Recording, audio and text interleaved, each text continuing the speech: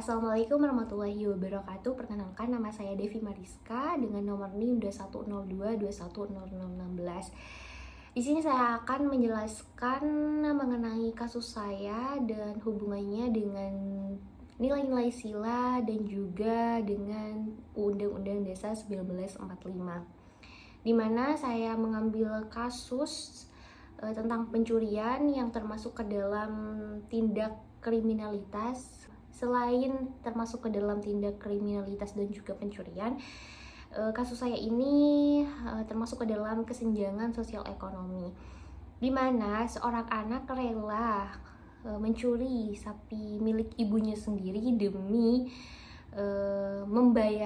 melunasi hutangnya karena kalah judi online. Dan hubungannya juga dengan nilai sila Pancasila, yaitu yang pertama, sila ketuhanan yang Maha Esa, di mana pencurian itu di dalam Islam tidak diperbolehkan dan juga merupakan perbuatan tercela dan juga perbuatan yang zalim, di mana dosanya sangat besar, apalagi sang pelaku adalah anak kandungnya sendiri atau dia mencuri sapi milik ibunya sendiri, di mana seorang anak harusnya saling menghormati dan juga tidak berbohong kepada orang tuanya. Namun tindakan tersebut merupakan tindakan yang durhaka kepada orang tua dan juga melanggar norma ataupun aturan yang ada di dalam Al-Quran dan juga hadis.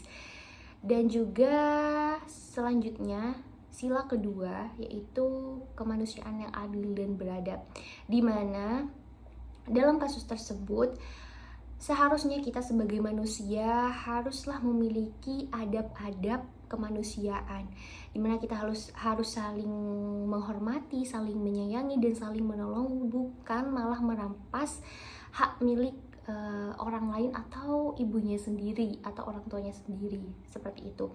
Dan juga tindakan tersebut tentunya tidak beradab karena orang tuanya sendiri yang sudah membesarkannya malah dibohongi. Seharusnya kita sebagai anak haruslah mengerti ataupun perhatian terhadap orang tua dan tidak melakukan hal-hal yang tidak beradab seperti itu.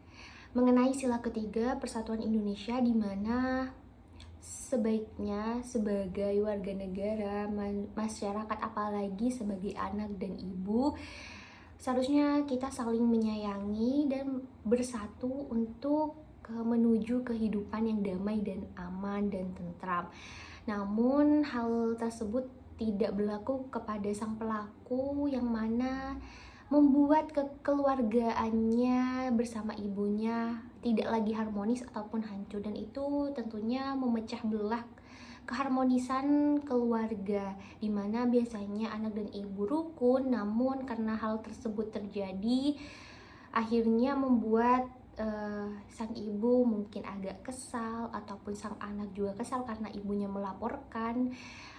Mungkin perpecahan tersebut bisa saja terjadi, dan bisa saja sang anak juga tidak merasakan salah ya, karena seorang anak biasanya memikirkan hal seperti itu. Tapi mungkin seorang ibu akan tetap menyayangi anaknya walaupun anaknya berbuat kesalahan. Dan menurut sila keempat, yaitu kerakyatan yang dipimpin oleh hikmat kebijaksanaan dalam permusyawaratan dan perwakilan, di mana seharusnya agar hal tersebut tidak terjadi, sang pelaku dan sang korban, yaitu anak dan ibunya, melakukan musyawarah keluarga, di mana sang anak bisa saja jujur kepada ibunya bahwa dia memiliki hutang yang banyak, terlilit hutang yang banyak, maka pasti akan ada solusi di dalam musyawarah tersebut tanpa harus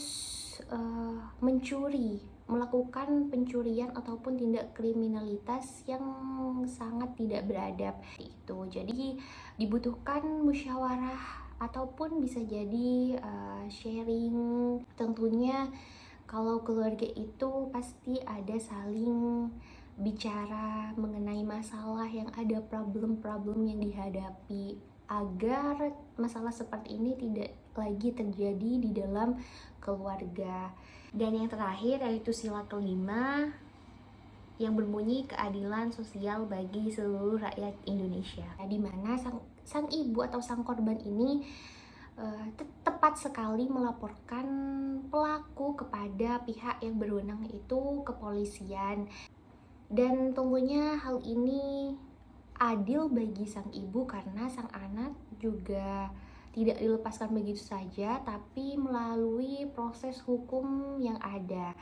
Dan tentunya pihak kepolisian juga memproses tindak pidana yang diberikan atau yang diterapkan kepada sang pelaku, yaitu sesuai dengan Undang-Undang Dasar 1945, di mana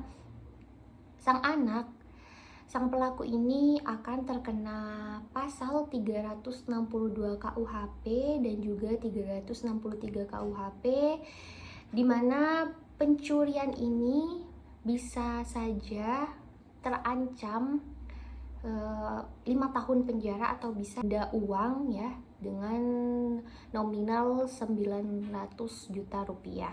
Dan juga kalau hanya pencurian biasa paling lama hukumannya yaitu 7 tahun. Dan kalau pencuriannya dilakukan pada malam hari, maka hukumannya yaitu 9 tahun penjara paling lama. Karena kasus tersebut sang anak melakukan pencurian pada saat malam hari, bisa saja ditindak pidana dengan hukuman 9 tahun penjara lamanya. Seperti itu. Dan sekian dari saya, kurang lebihnya mohon maaf. Wassalamualaikum warahmatullahi wabarakatuh.